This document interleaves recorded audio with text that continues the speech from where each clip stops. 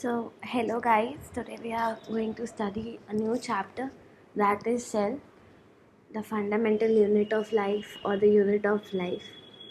In this chapter, we are going to learn from the basic, because in this particular chapter, from this particular chapter, there are various other chapters that we are going to study. Like after this chapter, we will study cell division.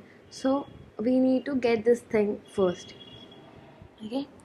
तो अगर इस chapter को अपन start कर रहे हैं तो इसमें अपन को सबसे पहली और बेसिक चीज़ क्या पता होनी चाहिए, वो ये है कि सेल होता क्या है.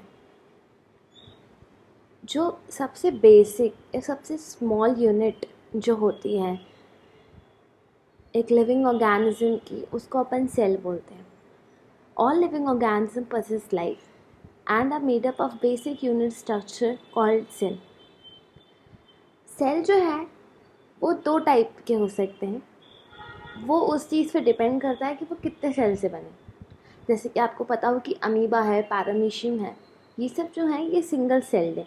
मतलब ये एक ही सेल से एक ही सेल टाइप कंसिस्ट करते हैं और उसी पे उनका पूरा बेसिस चल जाता है, उनकी डेली लिविंग चल जाती है.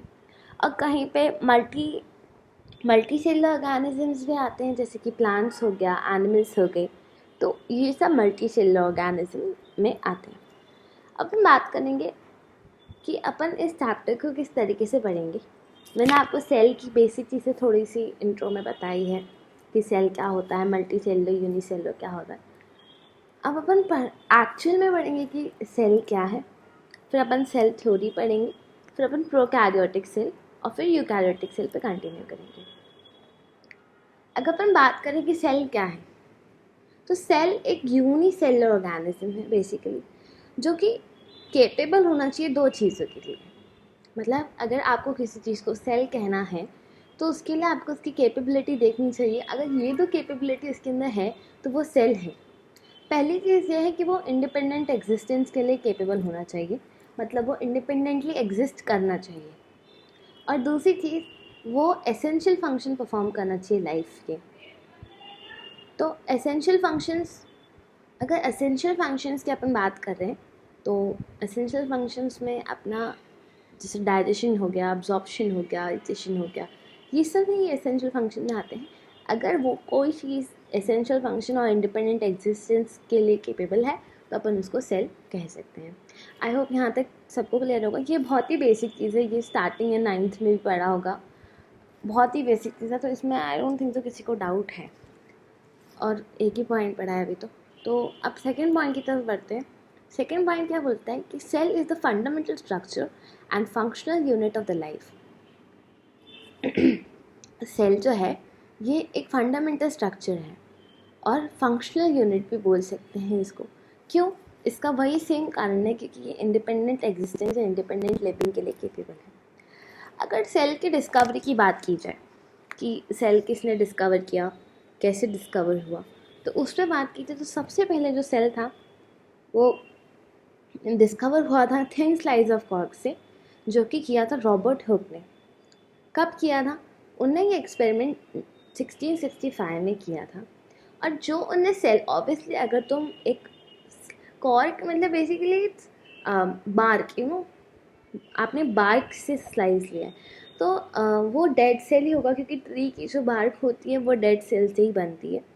तो रॉबर्ट हुक ने जो सेल डिस्कवर किया था 1665 में, वो एक डेड सेल था. दूसरी बार जो लिविंग सेल डिस्कवर किया गया था वो एंटनी वॉन लीeuwenhoek ने किया था. जैसे कि उन्होंने क्या बेसिकली ऑब्जर्व किया था, मतलब क्या देखा था, उनने कुछ लिविंग सेल्स देखे थे, जैसे कि बैक्टीरिया हो गया, प्रोटोजोआ हो गया, स्पर्मेटोजोआ हो गया, रेड ब्लड कॉर्पसेल्स हो गए. और ये सब चीज़ें उन्होंने किस में देखी थी? ये सारी जो चीज़ें हैं, जो लिविंग सेल है, ये उनने खुद के द्वारा ही डिज़ाइन करे हुए माइक्रोस्कोप के अंदर देखी थी. मतलब जो माइक्रोस्कोप उनने खुद से बनाया था उसी के अंदर उनने ये सारी चीज़ें देखी थी. आई होप इस पेज पे किसी को कोई डाउट नहीं है. ये अपन ने बहुत ही स्टार्टिंग बेसिक से स्टार्ट किया है. अब हम बढ़ेंगे सेल थ्योरी की तरफ. सेल थ्योरी में अगर अपन बात करें तो सेल थ्योरी शील्डिन और श्वान, इन दोनों ने साथ में सेल थ्योरी दी थी. अगर अपन शील्डिन की बात करें तो शील्डिन जो है वो जर्मन बॉटनिस्ट है. मतलब शील्डन जो है, इनका नाम पूरा मैथलेस शील्डन है। ये जर्मन बॉटनिस्ट हैं और इन्हें बहुत सारे प्लांट्स पर स्टडी की है, अलग अलग प्लांट्स पे स्टडी की है। और इसी टाइम जो दूसरे साइंटिस्ट थे शॉन, वो एक ब्रिटिश जूलॉजिस्ट थे। तो उनने animal cell, different types of animal cell जो होते हैं अलग अलग टाइप्स के, उन पे उन्हें स्टडी की है। और इन्हीं ने, श्वान ने ही 1839 में ये बताया था कि, मतलब इन्हीं ने एक तरीके से प्लाज्मा मेम्ब्रेन डिस्कवर की थी। इन्हें ऐसा बताया था कि जो सेल है उसके बाहर की तरफ एक मेम्ब्रेन है जिसको अभी अपन, मतलब ऑब्वियसली पहले कुछ और बोल देंगे, जिसको अभी अपन प्लाज्मा मेम्ब्रेन बोलते हैं। शिलिन और श्वान, इन दोनों ने मिलकर सेल थ्योरी प्रपोज की थी। मतलब दोनों का ही इस चीज़ में रोल था।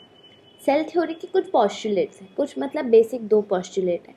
पहला पॉस्टुलेट जो, मतलब पहली चीज़ जो शिल्डन और श्वान ने बोली थी वो ये थी कि जो नए सेल हैं वो पुराने सेल से ही एग्जिस्ट करें। मतलब all the cells arises from the pre existing cells. और दूसरी चीज़ जो उन्होंने बोली थी, ये ऊपर नीचे हो गया थोड़ा सा, पहली चीज़ जो उन्होंने बोली थी वो ये थी, all living organisms are composed of cell और द प्रोडक्ट ऑफ सेल। मतलब कोई भी लिविंग ऑर्गेनिज्म है तो वो कुछ नहीं है, वो एक सेल का कंपोजिशन है, या सेल से मिलके जो टिश्यू या ऑर्गन ये सब बने हैं, इनका कंपोजिशन है।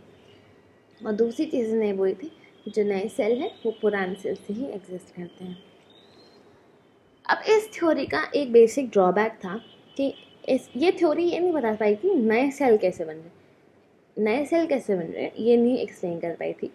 तो अपने दूसरे साइंटिस्ट थे रुडोल्फ विक्रो, इनने सबसे पहली बार ये चीज़ एक्सप्लेन की थी कि एक सेल डिवाइड कैसे होता है और नए सेल कैसे फॉर्म होते हैं। और ये जो उनने किया था इनने 1855 में, और इन्हीं ने जो फाइनल शेप है सेल थ्योरी को दिया था।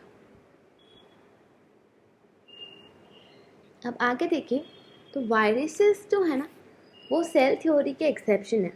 क्यों? क्योंकि वायरसेस जो है ना वो सेल से नहीं बने होते हैं।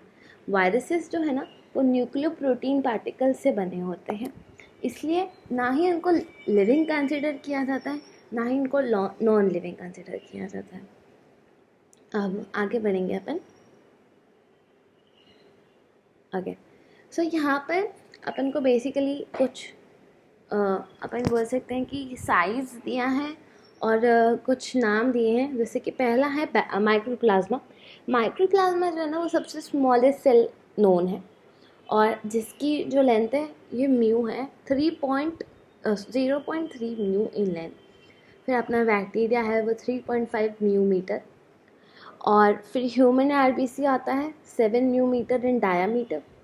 और लार्जेस्ट आइसोलेटेड सिंगल सेल जो उसको बोलते हैं वो है एग ऑफ एन ऑस्ट्रिच।